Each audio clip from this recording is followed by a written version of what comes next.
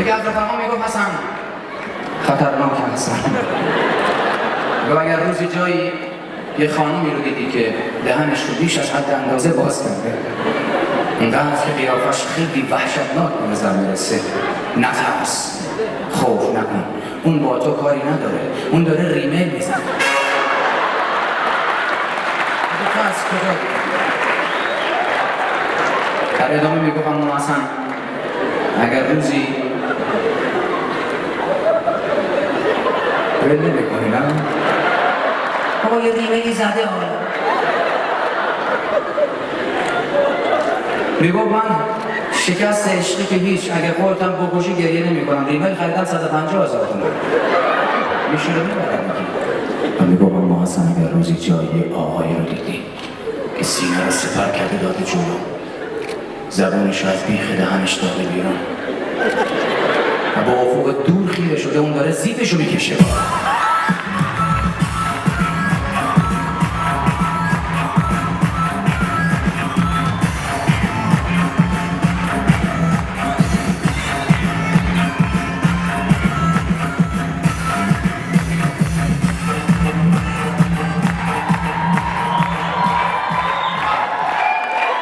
و از همه اینا بدتر این که میگفت مثلا اگر استخر رفتی روزی و دیدی در آب استخر که آقایی بی تحرک وایساده و به یه نقطه خیره شده، اون داره کاری رو میکنه که نباید بکنه.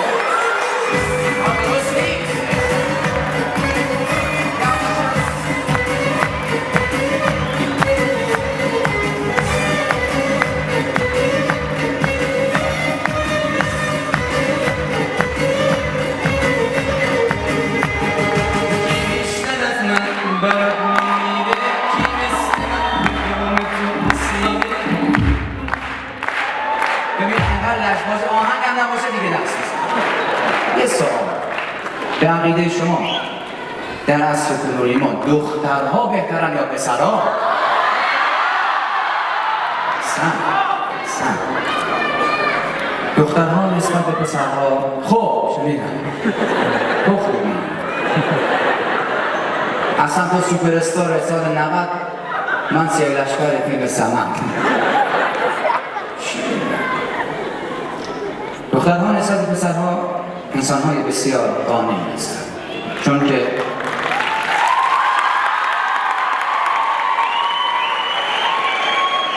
که دخترها هیچ چیز از خدا نمیخوان الا یه شوهر خوب.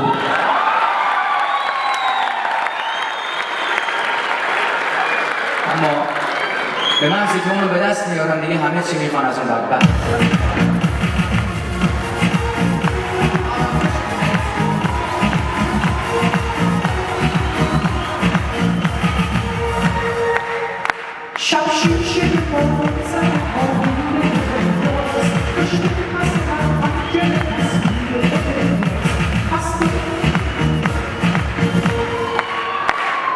خوبی آکادمی گوش اینه که آدم از خواننده‌هایی که خیلی خوشش میاد همیشه متنفر میشه. وقتی میزنم رو داغون میکنه.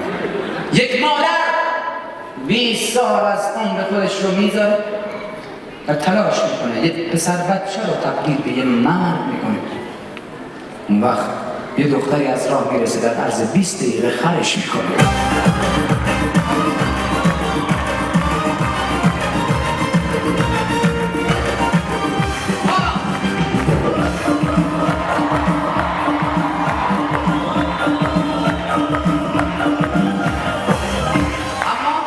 مشخصات یک پسر خوب، یه پسر خوب تنها میره سینما. یه پسر خوب وقتی موبایلش تک زنگ میخوره نمیره سراغش. یه پسر خوب وقتی مکالمه تلفنش تموم میشه گوشی رو نمیبوسه.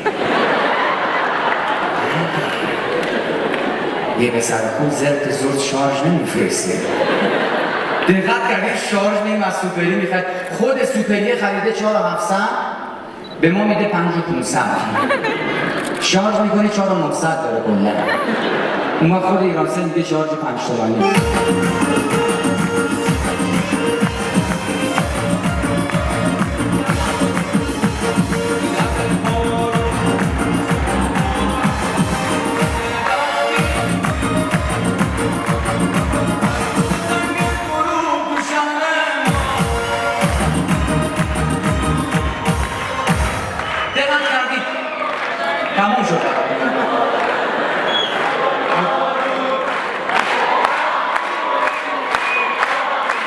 بفرمایید آقا من معذرت میخوام اومد آقا از خودمونی؟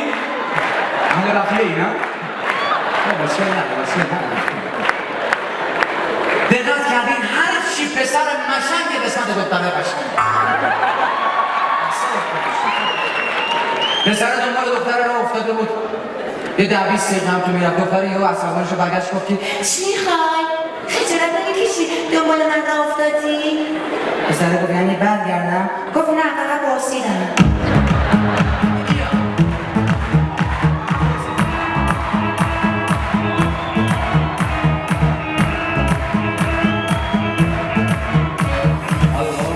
اما اگر یگانه و چاوشی از هم جدا شدن چون بچه دار نمیشونن به موضوعشون فرق میکنه چرا که میخوان از عالم خوانندگی موسیقی چیزی نمیدونیم خود من سالها بود که فکر میکردم کامران مومن زن شوهرم بعد فهمیدم که خواهرم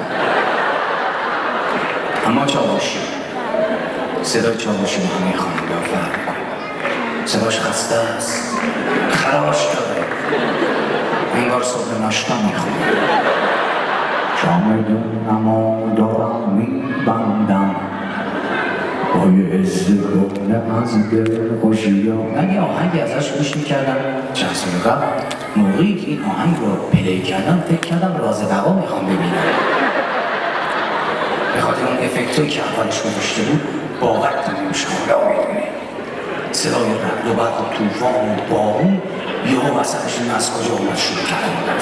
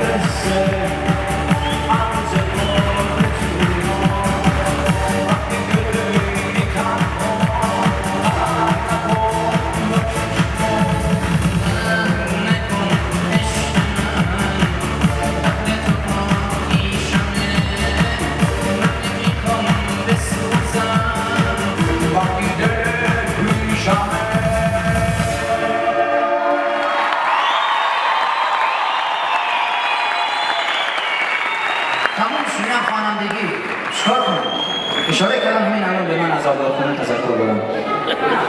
وقت تمومه؟